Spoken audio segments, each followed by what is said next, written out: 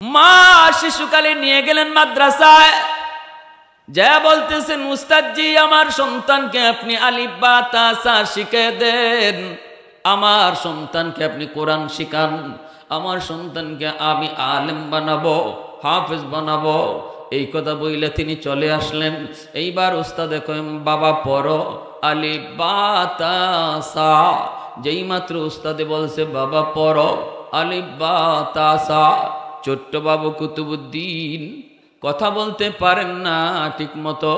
তিনি বলতেছে উস্তাদজি আলিফ বা তা সা নয়, আলিফ লাম মিম যালিকাল কিতাবু লা রাইবা ফীহ। আল্লাহু আকবার জোরে। উস্তাদ কই বাবা কুতুবুদ্দিন তোমার মা বলছেন আলিফ বা তা সা শিখাবো, আর তুমি কিনা আলিফ লাম মিম বলতেছো। ঠিক আছে বাবা পড়ো। উস্তাদকে এক বসায়, উস্তাদকে পাশে রেখে এক বসায় ছোট্ট বাবু কুতুবুদ্দিন আল্লাহর কালামের 15 পারা হিফজ শোনায় দিছেন। এইবার উস্তাদ তো বাক, উস্তাদ তো দৌড়ায় চলে আসলেন মায়ের কাছে। পর্দার আড়াল থেকে বলতেছেন মা গো তুমি না বলেছো আলিফ বা তা সা শিখাবো, কিন্তু তোমার কুতুবুদ্দিন তো 15 পারা হিফজ শোনায় দিল, কেন আমার সাথে মজাক করলা, কেন এমন ঠাট্টা তুমি করেছ? কুতুবুদ্দিনের মা আল্লাহর কদমে সেজদায় পড়ে চোখের পানি জড়ায় কয় উস্তাদজি খোদার কসম, খোদার কসম আমি মা নিজেও জানি না আমার কুতুবুদ্দিন কেমন করে 15 পারার হাফিজ হয়েছে। তবে এতটুকু আমি বলতে পারি উস্তাদজি, আমি আমার সন্তান কুতুবুদ্দিনকে যখনই পেটে নিছি তখন থেকেই আমি কোনো বেহুদা কথা বলতাম না, তখন থেকেই আমি বেশি বেশি কোরআন তেলাওয়াত করতাম। আমার কুতুবুদ্দিনকে আমি যখন দুধ পান করাইতাম তখনও আমি কোরআন তেলাওয়াত করতাম। আমি কোরআনের 15 পারার হাফেজা ছিলাম। এই 15 পারা আমি কতবার তেলাওয়াত করেছি। আমার কুতুবুদ্দিনকে আমি পেটে নিয়া, আমার কুতুবুদ্দিনকে আমি দুধ পান করানো অবস্থায় কতবার আমি কোরআন তেলাওয়াত করেছি 15 পারা। মনে হয় দুধের সাথে কোরআন তিলাওয়াত যায় ঢুকছি। ওগো আমার মা একটু খেয়াল করে শুনো, দুধ পান করানোর সময় মা যদি কোরআন তেলাওয়াত করে, দুধের সাথে যদি কোরআন ঢুকে, দুধ পান করানোর সময় আমি যদি গান শুনি তাহলে দুধের সাথে গানও যায় ঢুকবে। ঠিক কিনা জোরে বলেন? যেমন পাত্র তেমনের উপরে আসর পড়ে, পাত্র যেমন হয় জিনিসটাও তেমন হয়। এক জায়গায় আমি চা খাইলাম ময়মনসিংহ এলাকায়, চা খাইতে দেখি চা ঝাল লাগে। আমি তো অবাক, আমি বলতেছি ভাই আপনাদের এলাকার চাতে আপনারা কি দেন, চিনি দেন নাকি আপনারা কি দেন, মরিচ দেন? চাতে আপনারা চিনি দেন না মরিচ দেন? কয় হুজুর এটা কি কোন, আমরা তো চাতে চিনি দেই। আমি বললাম তাহলে চা এত ঝাল লাগবে কেন? কয় কে বলছে ঝাল লাগে? আমি হ চা ঝাল লাগে। তখন ওরাও একটু মুখে নিল, নিয়ে দেখি ঠিকই তো চা ঝাল লাগে। ঘটনা কি, তখন খোঁজ নিয়ে দেখে তরকারির পাতিলে চা জাল দিছে। কিসে জাল দিছে? তরকারির পাতিলে চা ডাল দিলে যদি তরকারির জাল চাতে আসে তাহলে বোঝা গেল পাত্রের আসর জিনিসের উপরে পড়ে। মা যদি দিনদার হয় সন্তানও দিনদার হবে, বাবা যদি নামাজি হয় সন্তান নামাজি হবে। এজন্যই অভিজ্ঞরা অভিজ্ঞতার আলোকে বলেছেন মা সন্তান পেটে নিয়ে যদি বেশি বেশি মিষ্টি খায় তাহলে এই সন্তান বড় হওয়ার পরে মিষ্টি প্রিয় হয়। সন্তান পেটে নিয়ে মা যদি বেশি বেশি টক খায় সন্তান বড় হওয়ার পরে টক প্রিয় হয়।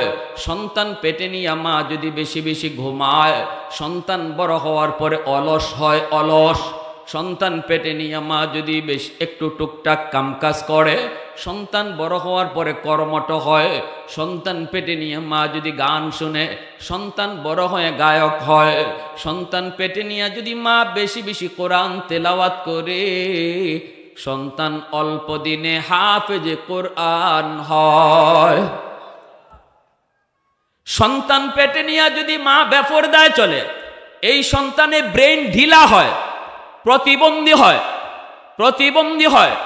মা সন্তান পেটে নিয়ে যদি বেপরদায় হাঁটে, 10 জন 20 জন পুরুষে যদি মার পেটটা দেখে, যেই পেটে সন্তান, পুরুষেরা যদি কয় এই মহিলার গর্ভে সন্তান, এতটুকুর কারণে এই সন্তান প্রতিবন্ধী হয়। মানুষের বদনজর বড় খারাপ, ঠিক কিনা? জোরে কোন কথা বলেন। বদনজর বড় খারাপ, কতজনের কত নজর।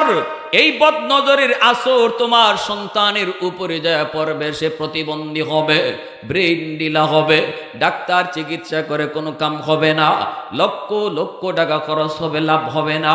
আর মা সন্তান পেটে নিয়ে যদি পর্দার ভিতরে চলে, এই সন্তান বড় হওয়ার পরে ব্রেইন অনেক ধারালো হয়, অনেক জেহেন ভালো হয়, মেধাবী হয়, জ্ঞানী হয়। যদি মা সন্তান পেটে নিয়ে পর্দায় চলে,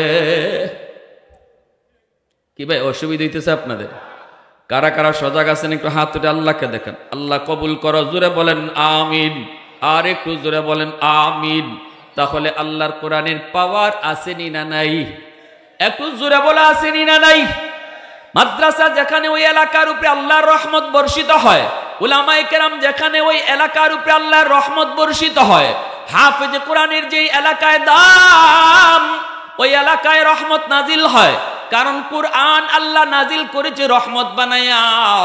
ওয়া নুনাজ্জিলু মিনাল কুরআন মা হুয়া শিফাউন ওয়া রাহমা ওয়া রাহমাতুল লিল মুমিনিন। কুরআন হলো জগতের জন্য রহমত, মাদ্রাসা হলো এলাকার জন্য রহমত।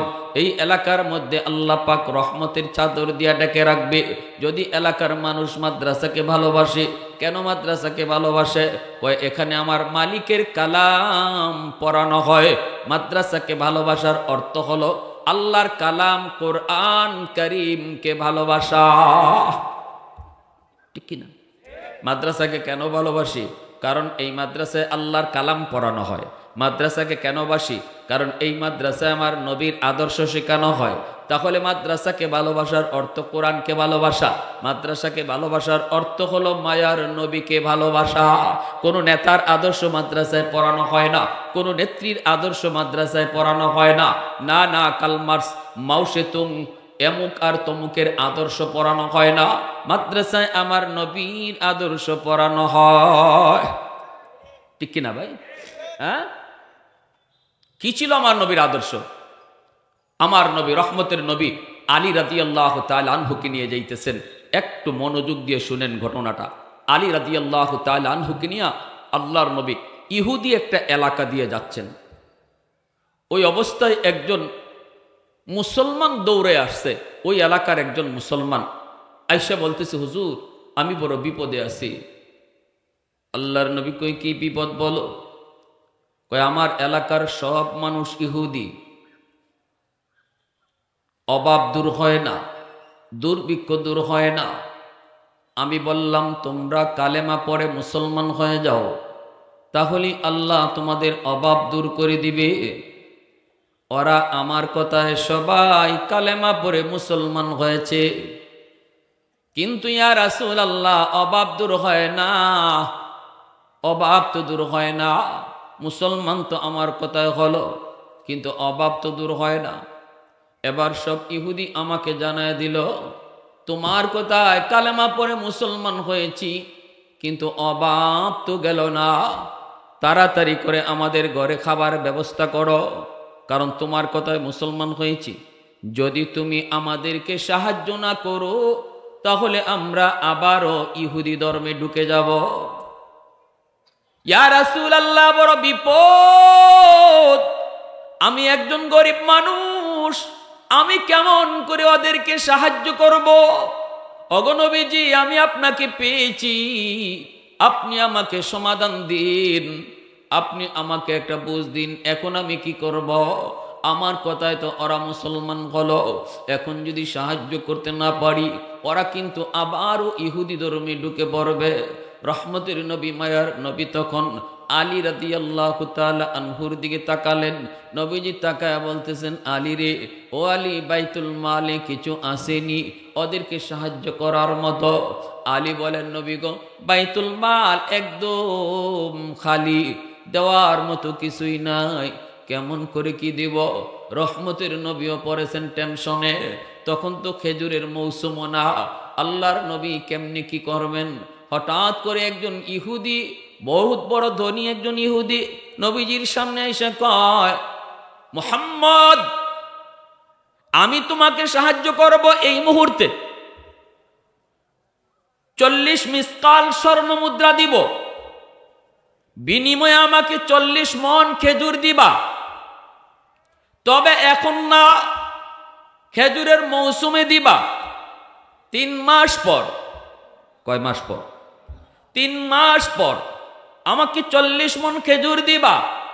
আল্লাহ নবী কয়, ঠিক আছে, আমি তোমার কথা মানলাম, 3 মাস পর তোমাকে 40 মণ খেজুর আমি দিব, তবে এখন আমাকে 40 মিসকাল স্বর্ণ মুদ্রা দিয়ে সাহায্য করো, আমি ওই এলাকার মানুষগুলাকে সাহায্য করব। আমার নবী, রহমতের নবী, সাথে সাথে এলাকার মানুষগুলাকে নবী সাহায্য করলেন। আমার নবী যেমন গরিব তেমন তিনি ধনী, ঠিক কিনা? নবী যেমন একদিকে গরিব আর একদিকে ধনী। নবীজির ঘরে একদিন 2 দিন নয়, 3 দিন চুলায় আগুন জ্বলতো না। আবার ওই নবীকে আমরা দেখি 100টা উট জবাই করেছেন, 100টা উট কুরবানি দিয়েছেন। 100 উট কুরবানি দেওয়া এমন কোন মানুষ আমার নজরে পড়ে না, এমন কোন ইতিহাস পাই না, রসুলের যুগেও ছিল না, কেউ 100 উট কুরবানি দিতে পাওয়া যায় না। কিন্তু আমার নবী, রহমতের নবী, মায়ার নবী 100 উট কুরবানি দিছেন। মুঝে ऐ खुदा सैराब कर दो आब ज़मज़म से मुझे, इस्तिला में हजर अस्वाद से मुशर्रफ कर मुझे, इस्तिला में हजर अस्वाद से मुशर्रफ कर मुझे, गुम्बुज़े खदरा दिखा दो रोज़ाए अतहर मुझे, दरमियाने कब्र मिंबर गिर गिराने दो मुझे, दरमियाने कब्र मिंबर गिर गिराने दो मुझे। मोहब्बतेर साथे सबाई बोलेन आमीन। जबान खुले अल्प समय जिकिर करी ला इलाहा इल्लाल्लाह, ला इलाहा इल्लाल्लाह।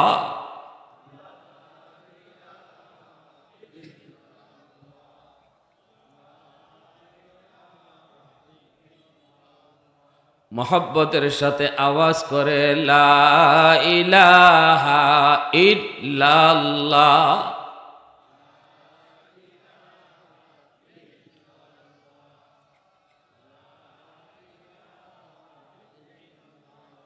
ये जिक्र खुदा दिल में सदा रहने दिया कर, और नक्श खुदा दिल में जमा रहने दिया कर। क्या जान हक इस्लाम है कोई फजल इलाही, हर वक्त दरे कल्ब खला रखने दिया कर।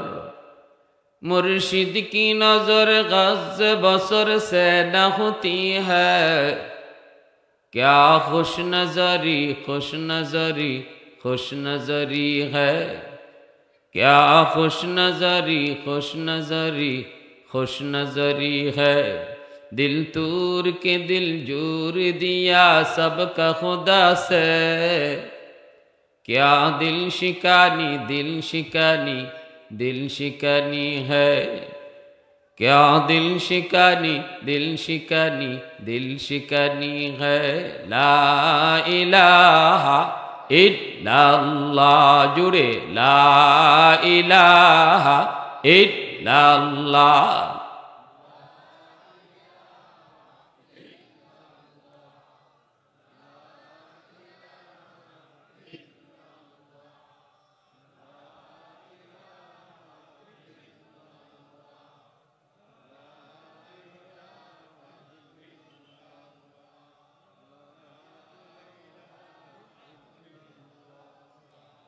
লা ইলাহা ইল্লাল্লাহু মুহাম্মাদুর রাসূলুল্লাহ। জোরে সুরে বলি সাল্লাল্লাহু আলাইহি ওয়াসাল্লাম।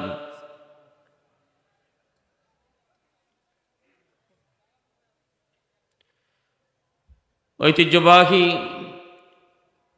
ফুটকিবাড়ি হুসাইনিয়া হাসিম কাসিমুল উলুম কওমি মাদ্রাসার উদ্যোগে আয়োজিত আজকের ওয়াজ মাহফিলের সম্মানিত সদর ইজলাস, সভাপতি জনাব এস এম মুশতাক, প্রধান অতিথি জনাব Mohammad Faizur Rahman, guest of honour আলহাজ মোহাম্মদ আশরাফ আলী ডালিয়া, উপস্থিত মঞ্চে আসীন জাতির বিবেক উলামায়ে কেরাম, অত্র এলাকার মুরব্বিয়ানে আযম, কলিজার টুকরা যুবক, পর্দার আড়ালে পর্দানিশীন মা ও বোনেরা, আমার আগে বয়ান পেশ করেছেন জননন্দিত মুফাসসিরে কুরআন, সুমিষ্ট ভাষী তরুণ ওয়াইজ হাফেজ মাওলানা মুফতি শামসুল ইসলাম জমিরি। যা কিছু বলে গেলেন আমাদের সবাইকে আল্লাহ এর উপর আমল করার তৌফিক দান করুন। আরও বয়ান পেশ করেছেন মাওলানা মোহাম্মদ তাজুল ইসলাম মন্তাজ।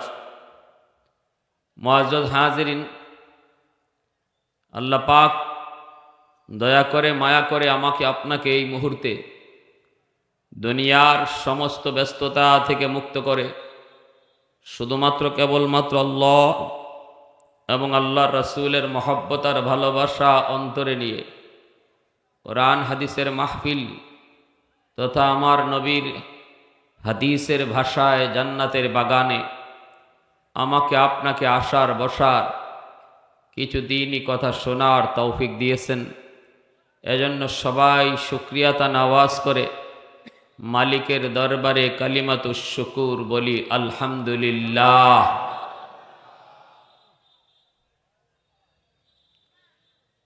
পবিত্র কোরআনুল করিমের একখান সূরা আছে সূরাতুর রহমান, নাম শুনছেন নি আপনারা? আর রহমান সূরা যে আমরা বলি, এই সূরার শুরুতে আল্লাহ রহমান নামের পরিচয় দিছেন, আর পরিচয় দিতে গিয়া কিছু কথা বলেছেন, যে কথাগুলার সারমর্ম হল কোরআন শিক্ষা করার দ্বারা,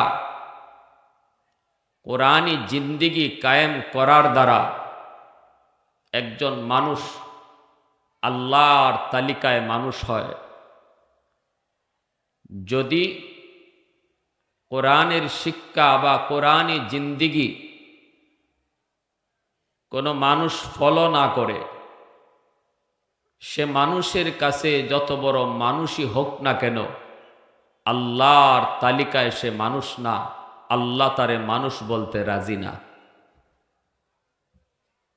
আর রহমান আল্লামাল কুরআন খালাকাল ইনসান। আল্লাহ বলেন রহমান হচ্ছেন তিনি যিনি কোরআন শিক্ষা দিয়েছেন, অতঃপর মানুষ সৃষ্টি করেছেন। এখানে আল্লাহ কোরআন শিক্ষার কথা আগে আনলেন, মানুষ সৃষ্টির কথা পরে নিলেন। অথচ আমরা স্বাভাবিক নিয়মে যা দেখি, মানুষ আগে দুনিয়ায় আসে, মানুষের সৃষ্টি হয় আগে, আর শিক্ষা লাভ করে পরে। কোরআনী শিক্ষা হোক আর জাগতিক শিক্ষা হোক, শিক্ষা গ্রহণ করে মানুষ সৃষ্টি হওয়ার পরে, জন্মের পরে। কিন্তু আল্লাহ এই ধারাবাহিকতার ভিন্ন করলেন। মানুষ সৃষ্টির কথা আল্লাহ আগে আনেন নাই, নিছেন পরে, আর কোরআন শিক্ষার কথা নিয়ে আসছেন আগে। এই যে ধারাবাহিকতার ভিন্ন করলেন কেন? মুফাসসিরিনে কেরাম তাফসীরের কিতাবে এর জবাব লিখেছেন। আল্লাহ এই কথা বুঝাইলেন যে কোরআন শিক্ষা আগে আনলাম আর মানুষ সৃষ্টির কথা পরে নিলাম, একথা বোঝানোর জন্য যদি তোমার কাছে কোরআন থাকে, কোরআনের জিন্দিগি থাকে, হালাল হারাম থাকে, জায়েজ না জায়েজ থাকে, তাহলেই তুমি আমি আল্লাহর কাছে মানুষ। আর যদি তোমার জীবনে জায়েজ না জায়েজ, হালাল হারাম, বৈধ অবৈধ, কোরআনে জিন্দিগির কোনো ধার তুমি ধারণা, তাহলে আল্লাহ বলেন মানুষের কাছে তুমি মানুষ হলেও আমি আল্লাহর কাছে মানুষ না। তাহলে আমরা কি বুঝলাম? যার জীবনে কোরআন আছে, যার জীবনে কোরআনি জিন্দিগি আছে, যার জীবনে ইসলামী জিন্দিগি আছে, যার হায়াতের জীবনে কর্মজীবনে হালাল হারাম, বৈধ অবৈধ, জায়েজ না জায়েজ এগুলা মেনে চলার জিন্দিগি আছে, আল্লাহর তালিকায় সে মানুষ।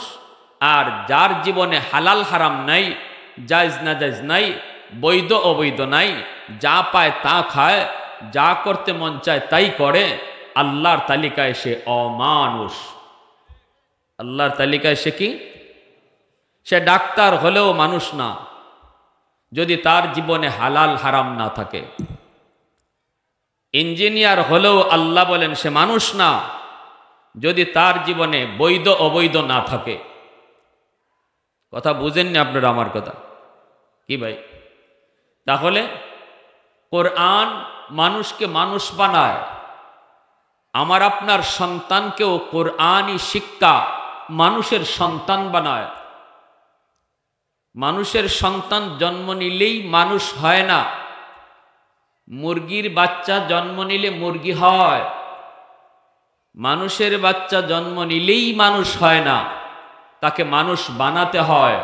আর আল্লাহ বলেন মানুষ বানানোর প্রক্রিয়া হলো কোরআনের শিক্ষা। মানুষ বানানোর প্রক্রিয়া কোরআনের শিক্ষা। যে বাচ্চারা মাদ্রাসায় পড়বে, কোরআনী শিক্ষা লাভ করবে, শিশুকালটা যদি নুরানিতে পড়ে, তারপরে যদি স্কুলেও যায়, কলেজেও যায়, ভার্সিটিতেও যায়, কিন্তু শিশুকালটা মাদ্রাসার নুরানিতে পড়ার কারণে তার কলিজার ভিতরে আখেরাতের ফিকির ঢুকায় দেওয়া হয়। এই স্লোগানটা তার দিলে বসায় দেওয়া হয়, এ জীবন জীবন নয়, মরণের পরের জীবনটাই হলো আসল জীবন। এই স্লোগানটা কলিজায় লিখে আপনার সন্তান কলেজে যাবে, ভার্সিটিতে যাবে, ডাক্তার হবে, ইঞ্জিনিয়ার হবে, আদর্শ ডাক্তার হবে, মানুষের মতো মানুষ হবে, কখনো মানুষের জীবন নিয়ে খেলানেলা করবে না। কারণ এই ডাক্তার হলেও তার কলিজায় লিখা আছে এ জীবন জীবন নয়, মরণের পরের জীবন হলো আসল জীবন। আর এই শিক্ষাটা তারে দেওয়া হয়েছে মাদ্রাসায় তার জীবনের শুরুকালে, ঠিক কিনা? তার জীবনের শুরুকালটা যেটা, তার জীবনের ফাউন্ডেশন যেই বয়স শিশুকাল, ওই শিশুকালে একজন বাচ্চাকে যা শেখানো হয় মরণ পর্যন্ত তার আসর থাকে। শিশুকালে বাচ্চাদের দিল দেমাগ কাদামাটির মতো থাকে, কাদামাটিতে যা লিখতে মন চায় তাই লিখা যায়। মাটি যদি শক্ত হয়ে যায় লিখতে চাইলেও লিখা যায় না। এজন্য একজন মানুষের জীবনের মূল ফাউন্ডেশন হলো তার শিশুকাল। ওই শিশুকালটাতে যদি আমার সন্তানকে আমি মাদ্রাসায় পড়াই, 5টা বৎসর মিনিমাম যদি মাদ্রাসায় পড়াই, এরপরে যদি আমি তার ডাক্তারও বানাই, ইঞ্জিনিয়ারও বানাই, কলেজেও পড়াই, ভার্সিটিতেও পড়াই, তবু আমার সন্তান অমানুষ হবে না। ডাক্তার হওয়ার পরেও সে মানুষের মতো মানুষ হবে, ঠিক কিনা? বলুন তো, যে ডাক্তার 10,000 20,000 টাকার লোভে পইরা নর্মাল ডেলিভারি কেসের রুগীকে বলে সিজার করতে হবে, জানি না আপনাদের এলাকায় এই ধরনের হয় কি হয় না? হ্যাঁ, ডাক্তার ভালো করে জানে নর্মাল ডেলিভারি হবে, বাচ্চার পজিশনও ভালো, এরপরও ভুল রিপোর্ট দেয়, পজিশন ভালো নয়, সিজার করতে হবে। কারণ কি? 20,000 টাকার লোভ। সিজার করলে 20,000 টাকা পাবে, নর্মাল ডেলিভারি হলে তার এত টাকা বিল আসবে না। শুধু এতটুকু লোভে পইরা যে ডাক্তার আমার একজন সুস্থ মাকে সারা জীবনের জন্য অসুস্থ বানায় দিল সিজার করে, এই ডাক্তারকে ডাক্তার বলবেন নাকি ডাকাত বলবেন? কথা বুঝেন তো আমার? সে ডাক্তার হইছে ঠিক, মানুষ হতে পারে নাই, ঠিক না? যে ইঞ্জিনিয়ার কালবাট বানাইতে যাইয়া টাকার লুবে পড়ে রড না দিয়া বাঁশ ঢুকাইয়া দিল। এই খবর আপনারা পান নাই? কেউ ঠাকুরগার মানুষ আমার কথা বুঝেননি আপনারা তো একটু হা না কইলেন। সিলেটি মানুষ তো, আবার আমাদের আঞ্চলিক কিছু ভাষা আছে, ভয়ও লাগে। আমরা তো কথা বলতে বলতে মাঝে মাঝে আঞ্চলিক কিছু ভাষা চলে আসে। বিভিন্ন জেলায় গেলে আমাদের এই একটা টেনশন কাজ করে যে আমার কথা বুঝতেছেনি ওনারা, বুঝে কি বুঝে না। তো আপনারা যদি একটু হা না করেন, দেখেন মানুষ হাঁটে, কাজ করে পায়ে, হাঁটে পা না হাতে। হাঁটার সময় হাঁটে কে, হাতে না পায়ে? তো কাজ করে পায়ে, হাত নড়ে কেন? কি ভাই, পা কাজ করতেছে, আগাইতেছে, কিন্তু হাত বেহুদাই লড়ে কেন? কয় হাত নড়ে, পাকে সাপোর্ট দে। পাকে কি করে? সাপোর্ট দে, আর বলে তুমি চলো আমি সাথে আছি। যদি হাত না নড়ে পা হাঁটতে পারবে না। আপনি এইভাবে একদম সোজা হাতটা রাখেন, দেখেন কতক্ষণ হাঁটতে পারেন। আপনি হাঁটতে পারবেন না, কারণ পা সব সময় হাতের সাপোর্ট চায়। হাতটা যতক্ষণ পায়ের তালে তালে নড়বে ততক্ষণ পা সামনের দিকে আগাবে, ঠিক না? আপনারাও আমার কাছে এমনই, একটু হা না বলবেন, একটু হু হা করবেন, তো আমি বুঝবো যে আমার কথা। আল্লামাল কুরআন খালাকাল ইনসান। আল্লাহ পাক বলেন রহমান হচ্ছেন তিনি যিনি কোরআন শিক্ষা দিয়েছেন, অতঃপর মানুষ সৃষ্টি করেছেন। তাহলে বোঝা গেল কোরআন মানুষকে মানুষ বানায়। কোরআন আমার আপনার সন্তানকে মানুষের সন্তান বানায়। হালাল হারামের জীবন, বৈধ অবৈধ জীবন একজন মানুষকে মানুষ বানায়, মানুষের সন্তানকে মানুষের সন্তান হিসাবে পরিচয় দেয়। এজন্যই আল্লাহর নবী রহমতের নবী বলেন, কুল্লু মাউলুদিন ইউলাদু আলাল ফিতরা ফাআবাওয়াহু ইউহাউবিদানিহি আও ইউনাসসিরানিহি আও ইউমাজ্জিসানিহি। নবীজি বলেন সমস্ত সন্তান দুনিয়াতে আগমন করে আল্লাহর পরিচয় নিয়া। ইহুদির সন্তানটাও আল্লাহর পরিচয় নিয়ে দুনিয়ায় আসে, খ্রিস্টানের সন্তানও আল্লাহর পরিচয় নিয়ে দুনিয়ায় আসে, মুসলমানের সন্তান সেও আল্লাহর পরিচয় নিয়ে দুনিয়ায় আসে। শুধু আল্লাহর পরিচয় নয়, আল্লাহর ওলি হইয়া দুনিয়াতে আগমন করে।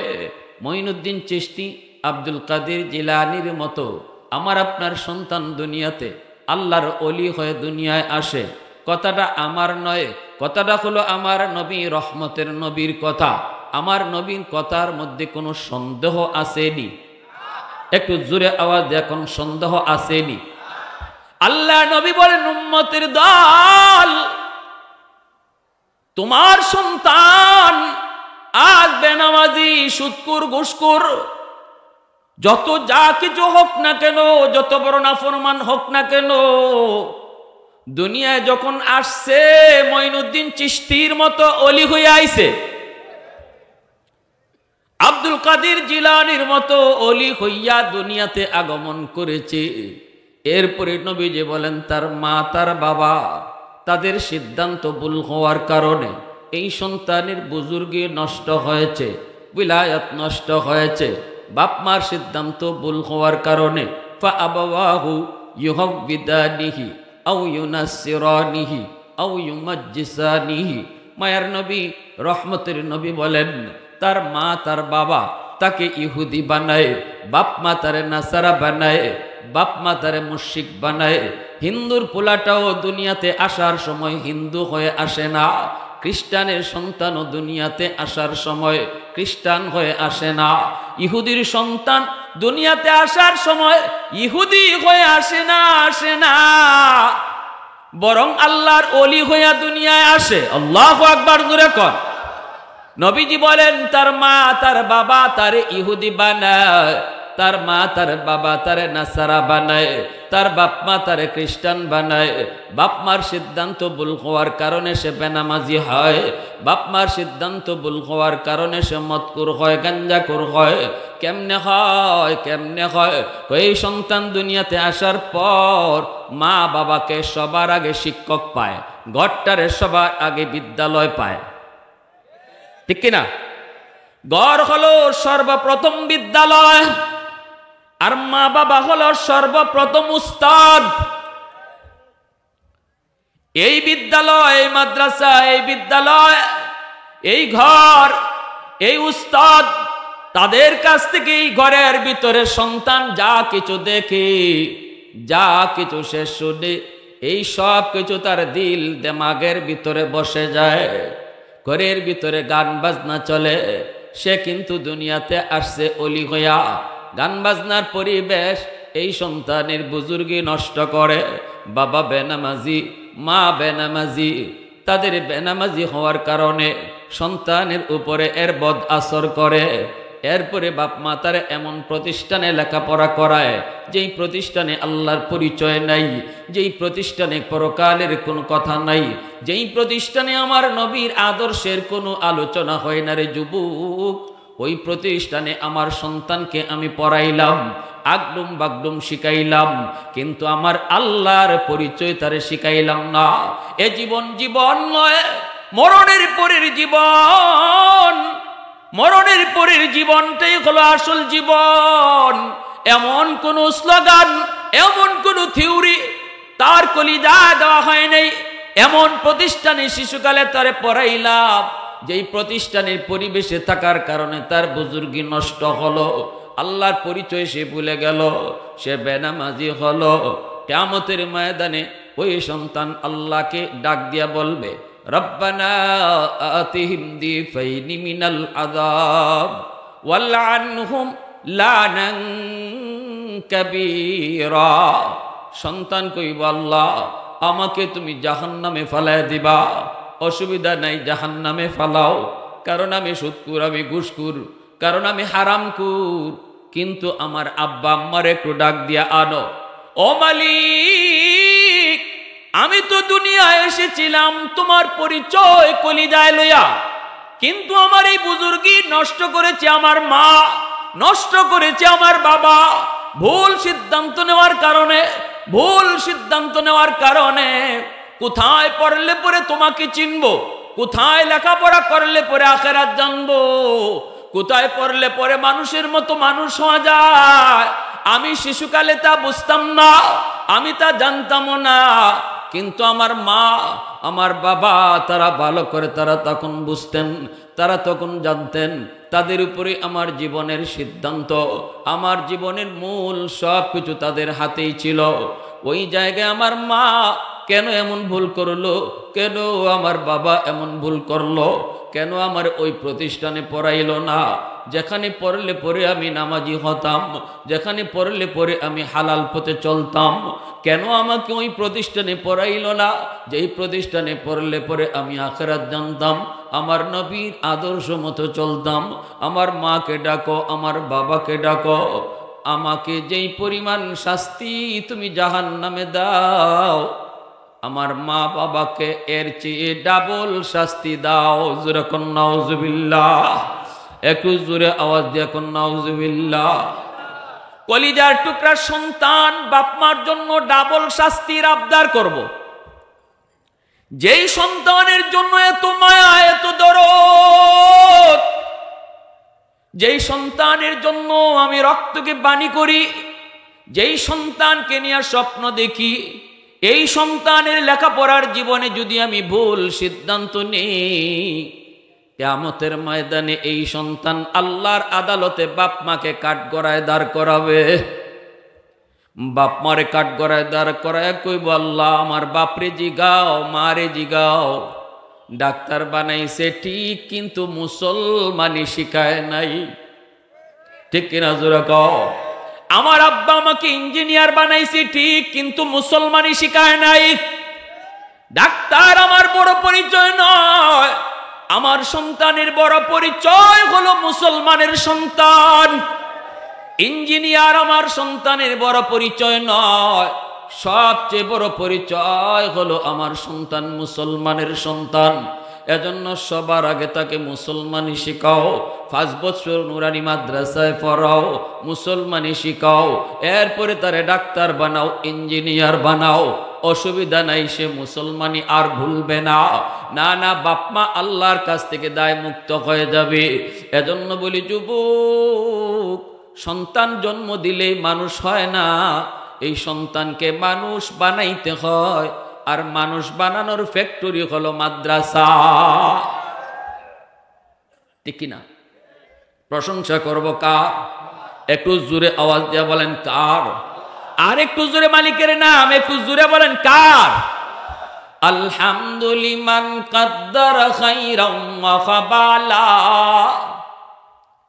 আলহামদুলিমান কাদ্দারা খাইরাম ওয়া ফাবালা, ওয়া শুকরু লিমান সাওয়ারা হুসনাও ওয়া জামালা, ফারদুন সামাদুন আন সিফাতিন খালকি বারিউন, রব্বুন আযালিয়্যুন খালাকাল খালকা কামালা, লা জিদ্দা ওয়ালা নিদ্দা ওয়ালা হাদ্দা লিমাওলা, লা জিদ্দা ওয়ালা নিদ্দা ওয়ালা হাদ্দা লিমাওলা, আল আনা কামা কানা ওয়ালাম ইয়ালকা যাওয়ালা, আল আনা কামা কানা ওয়ালাম ইয়ালকা যাওয়ালা।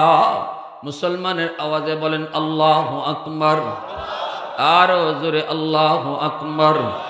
এজন্য বলি আমার ভাই, মনে রাখবেন, ভালো করে ইয়াদ রাখবেন, আপনাদের দিকে খেয়াল করে আজকে নুরানি মাদ্রাসাগুলোতে স্কুলের অঙ্ক ইংরেজি আনা হয়েছে, সম পরিমাণে সাবজেক্ট রাখা হয়েছে। প্রাইমারিতে যেই পরিমাণ অঙ্ক ইংরেজি রয়েছে, 1-এ যে অঙ্ক ইংরেজি, মাদ্রাসার নুরানিতেও অঙ্ক ইংরেজি 1-এ তেমন রয়েছে। সমানে সমানে সিলেবাস রাখা হয়েছে, যেন আপনার সন্তান প্রাইমারি পড়ার পর, নুরানি শেষ করার পর সন্তানকে যদি আপনি হাই স্কুলে পড়াইতে চান, যেন অনায়াসে পড়াইতে পারেন। কলেজে পড়াইতে যাবেন, অসুবিধা হবে না। প্রাইমারি পড়া 5 বছর স্কুলে কেন সময় নষ্ট করবে? 5টা বছর নুরানি মাদ্রাসায় পড়ান, প্রাইমারির পড়াও হয়ে যাবে, আর সাথে মুসলমানি কলিজা লইয়া হাই স্কুলে যাবে। ঠিক কিনা ভাই? মুসলমানের সন্তানের লেখাপড়া শুরু হবে মাদ্রাসা দিয়া। ঠিক কিনা? শুধু এই চিন্তা করে উলামায়ে কেরাম আজকে মাদ্রাসায় অঙ্ক, ইংরেজি, বাংলা সব ঢুকাইছেন, স্কুলের সব সিলেবাস ঢুকায়া রাখছেন নুরানিতে। শুধু আপনাদের দিকে খেয়াল কইরা, আপনাদের দিকে খেয়াল করে, আমাদের দিকে খেয়াল করে না।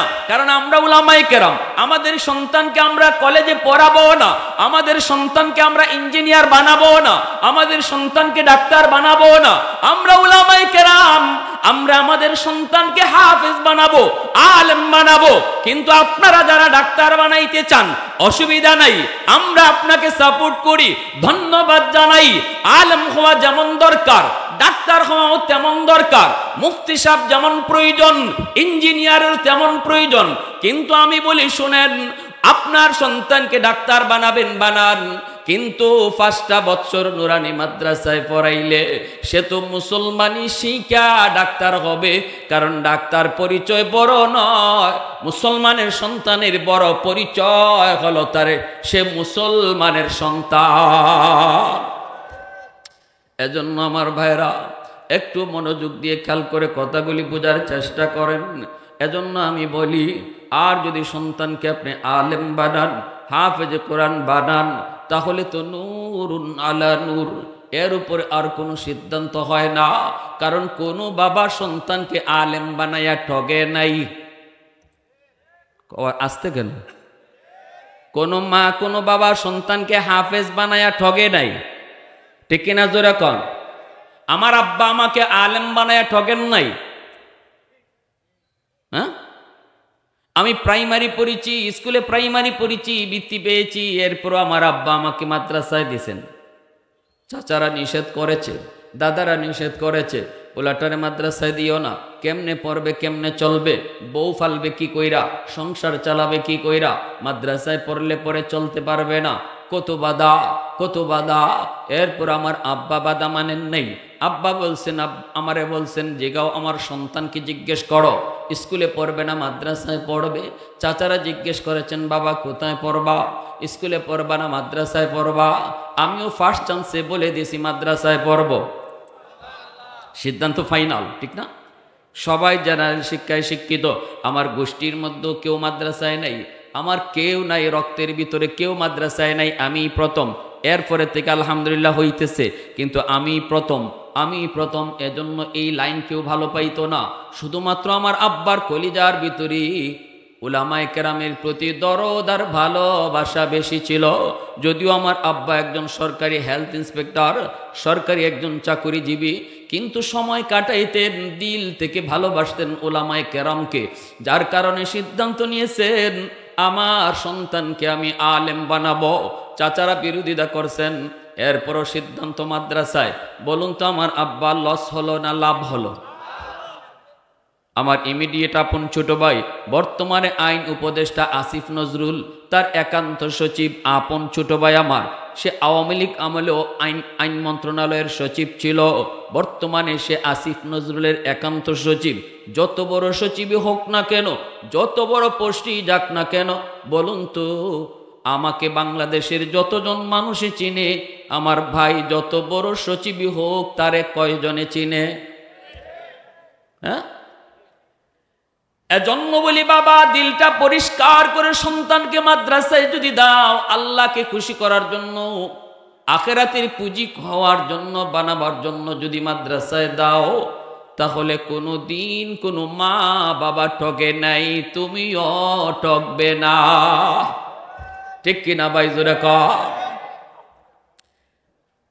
ভাইরা আমার, জন্য বলি শুনেন, খাজা কুতুবউদ্দিন বখতিয়ার কাকি রহমতুল্লাহি আলাইহি বহুত বড় বুজুর্গ, মা শিশুকালে নিয়ে গেলেন মাদ্রাসায়।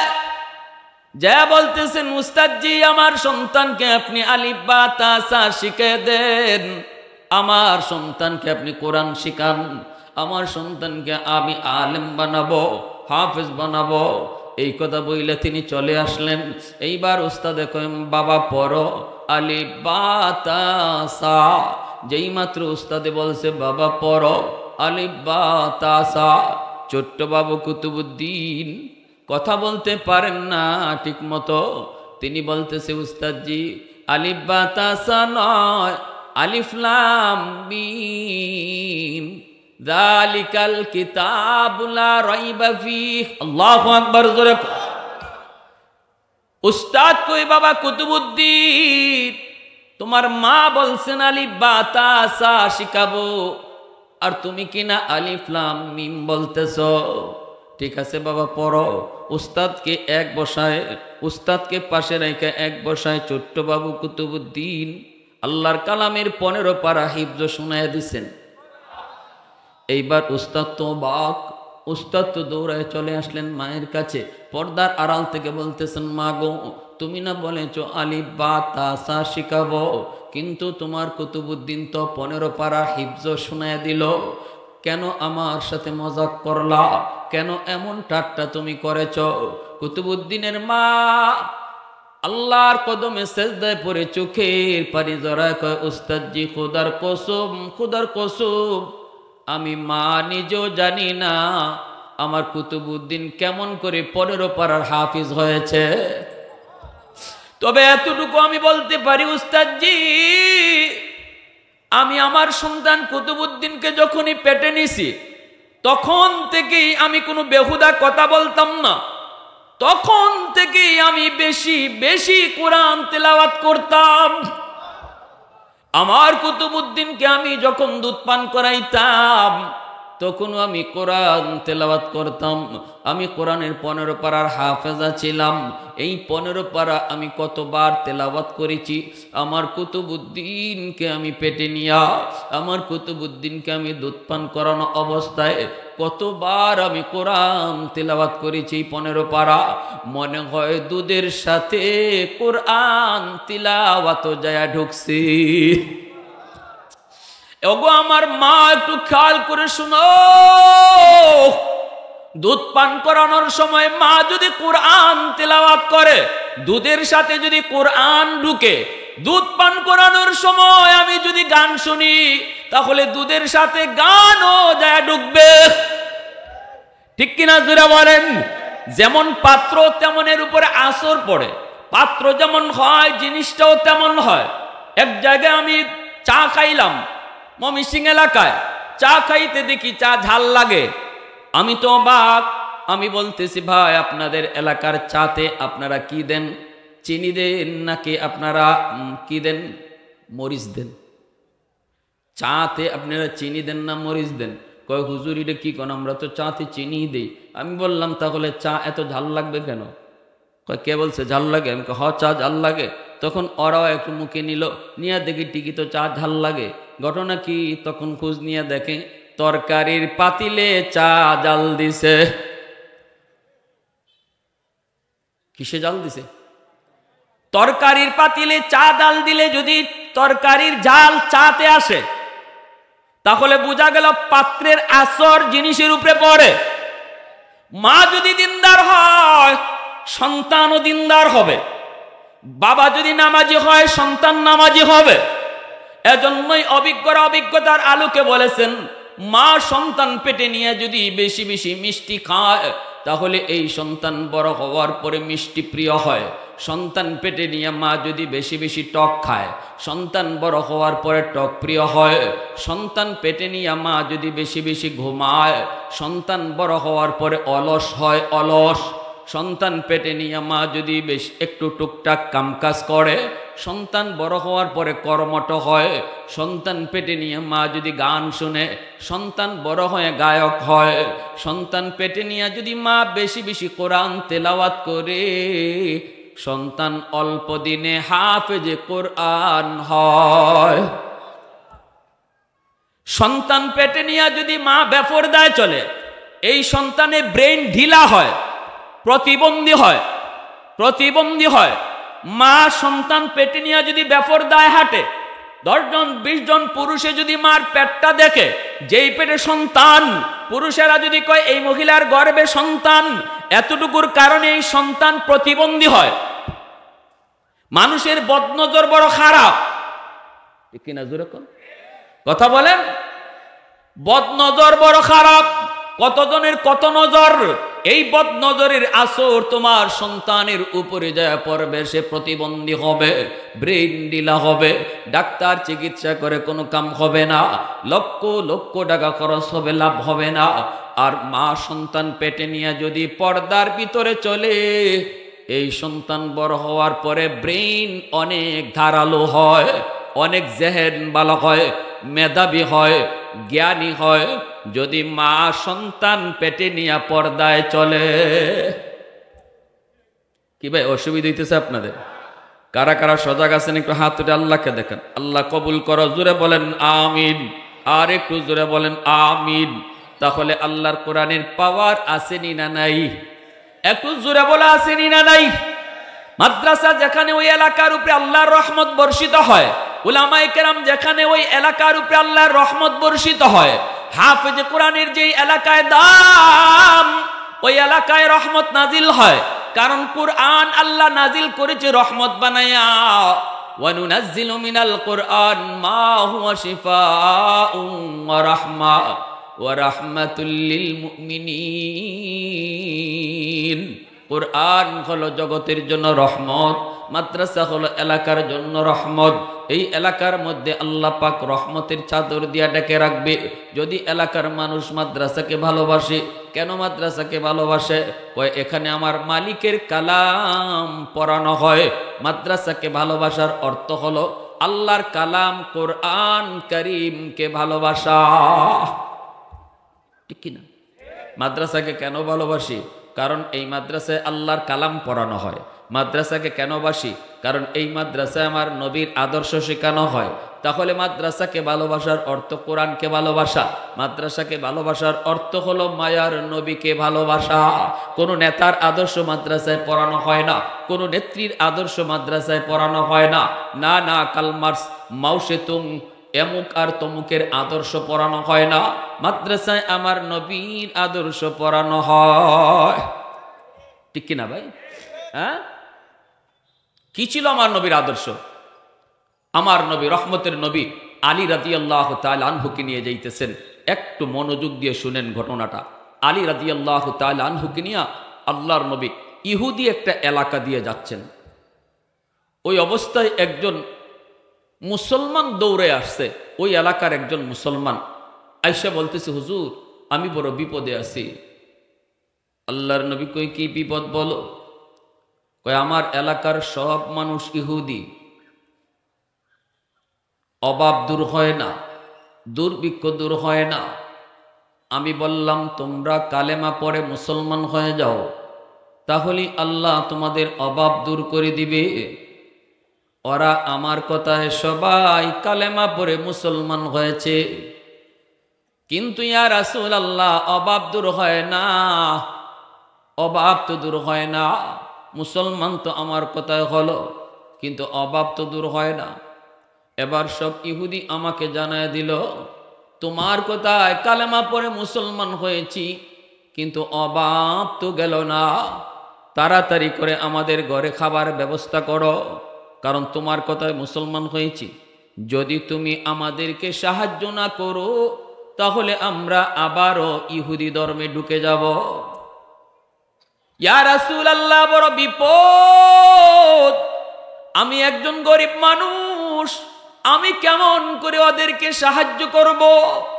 ওগো নবীজি, আমি আপনাকে পেয়েছি, আপনি আমাকে সমাধান দিন, আপনি আমাকে একটা বুঝ দিন, এখন আমি কি করব? আমার কথায় তো ওরা মুসলমান হলো, এখন যদি সাহায্য করতে না পারি, ওরা কিন্তু আবারও ইহুদি ধর্মে ঢুকে পড়বে। রহমতের নবী, মায়ার নবী তখন আলী রাদিয়াল্লাহু তাআলা আনহুর দিকে তাকালেন। নবীজি তাকায়া বলতেছেন, আলী রে, ও আলী, বাইতুল মালে কিছু আসেনি ওদেরকে সাহায্য করার মতো? আলী বলেন, নবী গো, বাইতুল মাল একদম খালি, দেওয়ার মতো কিছুই নাই, কেমন করে কি দিব? রহমতের নবীও পড়েছেন টেনশনে, তখন তো খেজুরের মৌসুম না, আল্লাহর নবী কেমনি কি করবেন? হঠাৎ করে একজন ইহুদি, বহুত বড় ধনী একজন ইহুদি নবীজির সামনে এসে কয়, মুহাম্মদ, আমি তোমাকে সাহায্য করব এই মুহূর্তে, 40 মিসকাল স্বর্ণ মুদ্রা দিব, বিনিময়ে আমাকে 40 মণ খেজুর দিবা। তবে এখন না, খেজুরের মৌসুমে দিবা, 3 মাস পর। কয় মাস পর? 3 মাস পর আমাকে 40 মণ খেজুর দিবা। আল্লাহ নবী কয়, ঠিক আছে, আমি তোমার কথা মানলাম, 3 মাস পর তোমাকে 40 মণ খেজুর আমি দিব, তবে এখন আমাকে 40 মিসকাল স্বর্ণ মুদ্রা দিয়ে সাহায্য করো, আমি ওই এলাকার মানুষগুলাকে সাহায্য করব। আমার নবী, রহমতের নবী, সাথে সাথে এলাকার মানুষগুলাকে নবী সাহায্য করলেন। আমার নবী যেমন গরিব তেমন তিনি ধনী, ঠিক না? নবী যেমন একদিকে গরিব আর একদিকে ধনী। নবীজির ঘরে 1 দিন 2 দিন নয়, 3 দিন চুলায় আগুন জ্বলতো না। আবার ওই নবীকে আমরা দেখি 100টা উট জবাই করেছেন, 100টা উট কুরবানি দিয়েছেন। 100 উট কুরবানি দেওয়া এমন কোন মানুষ আমার নজরে পড়ে না, এমন কোন ইতিহাস পাই না, রসুলের যুগেও ছিল না। কেউ 100 উট কুরবানি দিতে পাওয়া যায় না, কিন্তু আমার নবী, রহমতের নবী, মায়ার নবী 100 উট কুরবানি দিছেন। আল্লাহু আকবার, জোরে কোন। 100 উট কুরবানি দিছেন। এরপরে নবীজি, রহমতের নবী, মায়ার নবী, আবার তিনি আল্লাহর কাছে বলতেন, মালিক, আমি ধন চাই না, দৌলত চাই না, আল্লাহুম্মা আহিনি মিসকিনা ওয়া আমিতনি মিসকিনা ওয়াহশুরনি ফি জুমরাতিল মাসাকিন। আল্লাহ, আমাকে তুমি গরিবী হালতে রাইখো, গরিবী হালতে মরণ দিও, গরিবী হালতে হাসরের মাঠে তুমি উঠাইও। নবীজি এই দোয়াটা বেশি বেশি করতেন। এ ভাইয়েরা, বন্ধুরা, এজন্য নবী এলাকার মানুষগুলাকে 40 মিসকাল স্বর্ণ মুদ্রা দিলেন। এরপরে নবীজি চলে গেলেন। এই দিকে দিন যায়, মাস যায়, 2 মাস 3 মাসের কাছাকাছি হয়ে গেল। নবীজি একদিন হযরত ওমর ফারুক রাদিয়াল্লাহু তাআলা আনহুকে নিয়া ওই এলাকা দিয়ে নবী যাইতেছেন। ইহুদি নবীর রাস্তা আটকায় দিল। আটকায় বলতেছে, মুহাম্মদ আমার কাছ থেকে 40 মিসকাল স্বর্ণ মুদ্রা নিয়েছিলে, মনে আসেনি? বিনিময়ে 40 মণ খেজুর দেওয়ার কথা। নবীজি কয়, মনে আছে, তবে টাইম আমার আরো 3 দিন বাকি আছে। কারণ 3 মাস টাইম। কয় মাস? 3 মাসে কয় দিন? 90 দিন টাইম, আরো 3 দিন বাকি আছে 90 দিন হতে। অতএব আমার মনে আছে, টেনশন নাই, টেনশন নাই, তুমি এত পেরেশান হয় না। ইহুদি কয়, মুহাম্মদ আমি 3 দিন বুঝি না, এখনই আমার খেজুর দাও, এখনই আমার খেজুর দাও। এই বইলা আমার নবীর রাস্তা আটকায় দিল। আল্লাহর নবী, রহমতের নবী, দরদি নবী তারে বুঝাইতেছেন, ভাই রে রাস্তা আটকাবি না রে ভাই, তোমার তো আরো 3 দিন এখনো টাইম আছে। কয় আমি টাইম বুঝি না, এখন আমার খেজুর দাও। আল্লাহর নবী কয়, একটু বোঝার চেষ্টা করো, আমি তো তোমার খেজুর দিবই, টাইম তো আছে 3 দিন। বলুন তো আমার নবী রাস্তা আটকায় দিল, নবীকে সামনে যেতে দেয় না, এটা ন্যায় করতেছে নাকি অন্যায়? একটু জোরে বলেন, ন্যায় না অন্যায়? ওর কথা মতোই টাইম আছে আরো কয়দিন? কয়দিন আছে? নবীজি বুঝাইতেছেন, হাত জোর করে নবী বুঝায়, কিন্তু ইহুদি বুঝতে রাজি না। নবীজির কলারে ধরে ফেলছে। নাউজুবিল্লাহ, জোরে কর। আল্লাহ নবীর জামার কলারে ধরে ফেলল আর বলতেছে, মুহাম্মদ একটা কদমও সামনে যেতে দেব না, আমার খেজুর তুমি এখনই দিতে হবে। আল্লাহর নবী যতই বুঝান, বুঝমানেন, আর বেশি কেন দিতেছ? হযরত ওমর তখন গুসায়, তখনও তো উনার গুসা কমে নেই, গুসা তো এখনো ভিতরে আছে। যখনই কইছে ওমর 10-এর বেশি কেন নিব, সাথে সাথে ওমর কয়, কথা বাড়ায়ও না, কথা তুমি বাড়ায়ও না, এখনো কিন্তু আমার রাগ হজম হয় নাই, তোমাকে যা দেই তুমি তা নিয়ে যাও, আর কোনো কথা বাড়াবা না। লোকটা কয়, না বাড়তি কেন নিব, জানতে হবে, না জেনে নিব না। এই কথা বলতে ওমর এত রাগী সাহাবী, চোখ থেকে দর দর করে পানি ঝরতে লাগলো। ওমর কাঁদতে শুরু করলেন আর বললেন, ভাই রে, আমি উমরকে তুই চিনোনি? কয় চিনি। কেমন চিনো? আমি নরম না গরম? কই খুব গরম। আমি উমরের সামনে আমার রহমতের নবীর সাথে যেই আচরণ তুমি আজ করছো, যদি নবী ওই জায়গায় না থাকতেন, এই মুহূর্তে তোমার ঠিকানা হতো মাটির নিচে। কারণ আমি তো উমরের তলোয়ারের নিচ থেকে তোমার কল্লা কেউ ফিরাইতে পারতো না। এত বড় অন্যায় আমি উমর কোনদিন মেনে নিতে পারি না। তোমার কথা মতো 3 দিন বাকি, অথচ আমার নবীর কলারে ধরে ফেলছো, রহমতের নবীর গায়ে তুমি হাত দিয়ে ফেলছো। আমার নবীর গায়ে যেখানে মশা মাছি বসে না, ওই নবীর গায়ে তুমি হাত উঠায় ফেলছো, অথচ আমি উমর কিছুই করতে পারলাম না। ওই মুহূর্তে যদি আমার নবী না থাকতেন, কেউ তোমাকে আমার হাত থেকে বাঁচাইতে পারতো না। তাহলে শোনো, আমি যে তোমার দিকে চোখ লাল করে তাকাইছি, এজন্য নবী আমাকে দিয়েছেন ধমক, আর বলছেন এর জরিমানা হিসাবে 10-এর তোমাকে বেশি দেওয়ার জন্য। এবার বুঝো আমার রহমতের নবী কেমন, আমি উমরকে আল্লাহ কেমন মাটি দিয়া বানাইছে, আর আমার রহমতের নবীরে আল্লাহ কেমন মাটি দিয়া বানাইছে। এই কথা বলতে ইহুদি লোকটা, উমর আমার খেজুর লাগবে না, আমি পরীক্ষা করার জন্য আসছিলাম। আল্লাহু আকবার। আমি তাওরাত কিতাবের একজন পণ্ডিত, তাওরাত কিতাবের মধ্যে পেয়েছি আখিরি জমানার নবীর এই এই এই এই আলামত হবে। সবগুলি আলামত আমি মুহাম্মদুর রাসূলুল্লাহর কাছে পেয়েছি। একটা আলামত পাওয়া বাকি ছিল, ওই আলামতটা হলো তিনি ধৈর্যের পাহাড় হবেন। তার সাথে কেউ খারাপ আচরণ করলে ইনি খারাপ আচরণ করবেন না, বরং উত্তম আচরণ করবেন। যার নাম হলো খুলুকে আযীম, যার নাম হলো খুলুকে আযীম, যার নাম হলো খুলুকে আযীম, উত্তম চরিত্রের সুপারলেটিভ ডিগ্রি, এর উপরে কোনো ভালো চরিত্র নয়। এই কথাটা তাওরাত কিতাবে আছে। ওমর আমি ওটা পরীক্ষা করার জন্য খারাপ আচরণ করেছি, ওই আলামতটাও আজ আমার পাওয়া হয়ে গেছে রে ওমর। অতএব খেজুর লাগবে না, তাড়াতাড়ি আমাকে মুসলমান বানায় আর নবীর দরবারে নিয়ে চলো। একটু জোরে আওয়াজ দিয়ে কোন সুবহানাল্লাহ, আর জোরে কোন সুবহানাল্লাহ। फारूक तेरा नाम से इस्लाम रखेगा,